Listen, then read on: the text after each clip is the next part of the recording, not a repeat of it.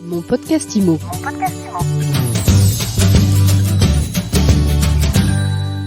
Bonjour et bienvenue dans ce nouvel épisode de mon podcast IMO. On parle crédit immobilier aujourd'hui. Je suis avec Pierre Chapon, fondateur du courtier en crédit Préto. Bonjour. Bonjour. Même si la Banque de France doit relever son taux de l'usure, le climat n'est pas du tout propice aux emprunteurs. Alors, pourquoi? Qu'est-ce qui s'est passé en 2022? Qu'est-ce qui va se passer en 2023? Pierre Chapon, vous nous expliquez la situation? Alors en 2022, il y a eu deux choses qui se sont passées. La première, c'est l'augmentation des taux qui a été très rapide. On partait d'une base très basse, autour de 1% au début de l'année 2022, et on a plus que doublé puisqu'on atteint à la fin de l'année là environ 2,5%. Et le problème a été que cette hausse de taux s'est heurtée à un taux d'usure qui est le taux maximum auquel les banques peuvent prêter, qui s'actualisait beaucoup trop lentement, une formule qui n'était pas adaptée à ce contexte d'augmentation rapide. Et donc, en fait, le robinet du crédit qui s'est progressivement fermé à partir du printemps et de manière très très marquée à la fin de l'année. On voit d'ailleurs dans les chiffres de la Banque de France, sur le dernier trimestre, là on voit apparaître une baisse de moins 16% par rapport à l'année d'avant. Néanmoins, c'est une tendance qui s'accentue au cours de l'année 2023. À la fois, les taux vont continuer à augmenter, ce qui va poser une contrainte sur les budgets des acheteurs, puisqu'on est toujours limité par le 35%. Un projet immobilier, il est soumis à un taux d'endettement maximum, c'est-à-dire maintenant c'est une règle stricte qui empêche de prêter avec une mensualité qui représenterait plus de 35% du revenu net de l'emprunteur. Et quand les taux augmentent, et ça va continuer à augmenter en 2023, alors à budget équivalent, la mensualité baisse. Donc, si on est contraint au niveau de la mensualité parce qu'on est déjà au plafond des 35%, alors mécaniquement, ça fait chuter le budget d'achat possible pour une bonne partie des emprunteurs.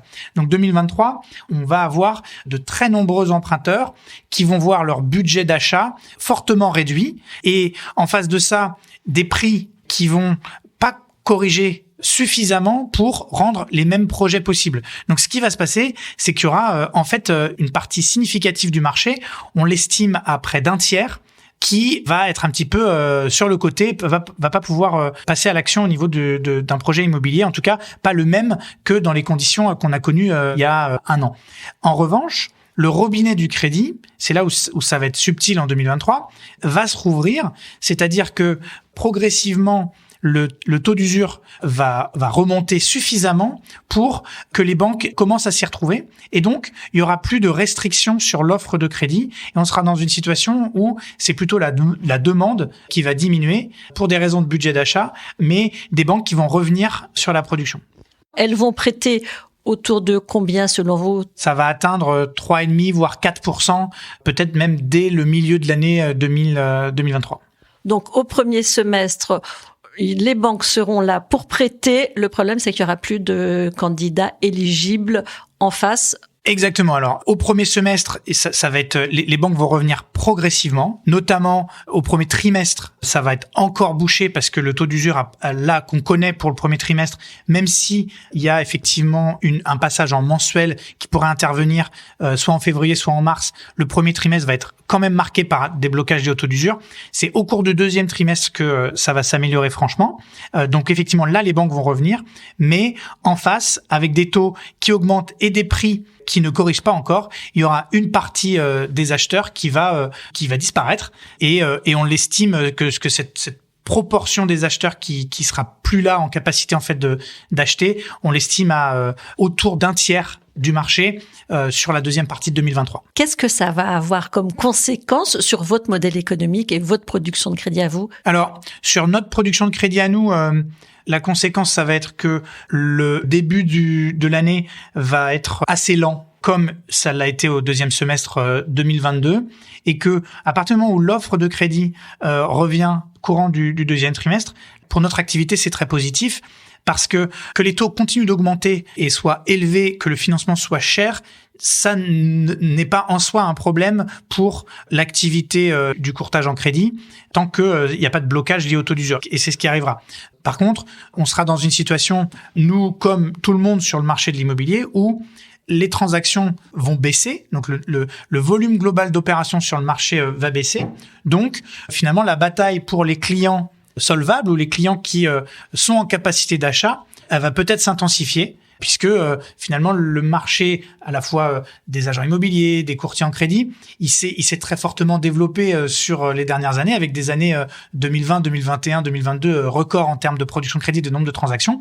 Il y a beaucoup d'acteurs, il y a beaucoup de concurrence, et là la concurrence elle peut peut-être s'intensifier si il y a moins d'acheteurs. Vous parlez beaucoup de l'amélioration, entre guillemets, liée au taux d'usure. Mais en fait, est-ce que le vrai problème, c'est pas quand même les contraintes du HCSF? Effectivement, en 2023, donc progressivement, le taux d'usure, ça sera plus un problème. En revanche, la contrainte de taux d'endettement introduite par le HCSF a un impact très très fort.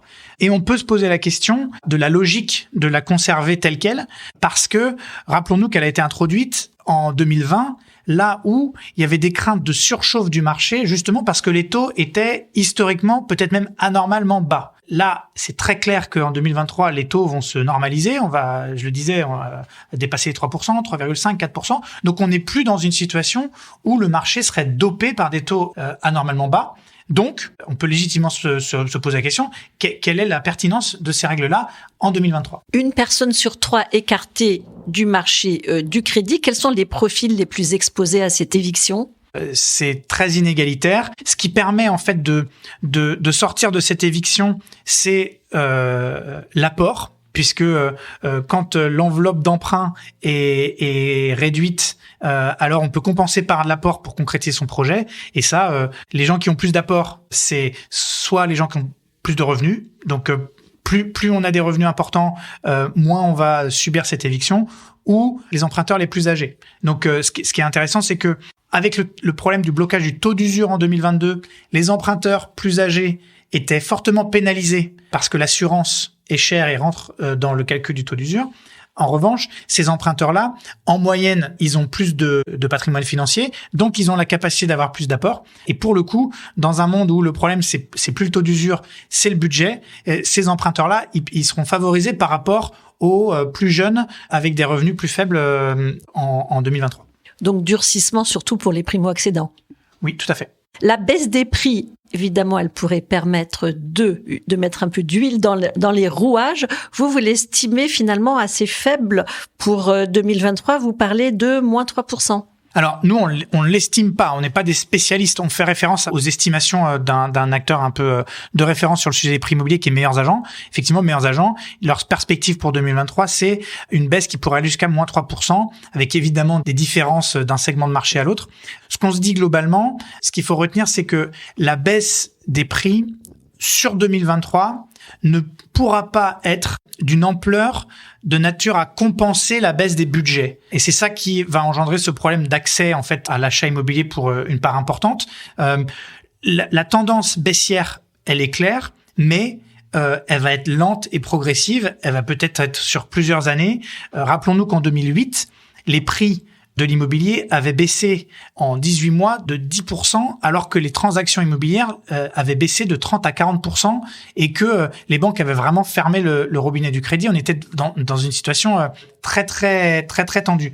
Donc, notre vision, c'est que les prix vont corriger, mais assez lentement. Et donc, pour l'acheteur, être à l'achat au début de l'année, au premier semestre 2023, négocier un peu de baisse, quelques pourcents jusqu'à 5%, tout en bénéficiant de taux qui sont encore autour de 3%, c'est pas forcément une mauvaise opération. Merci beaucoup Pierre Chapon, fondateur du courtier en crédit en ligne Preto. Merci beaucoup. Mon podcast IMO.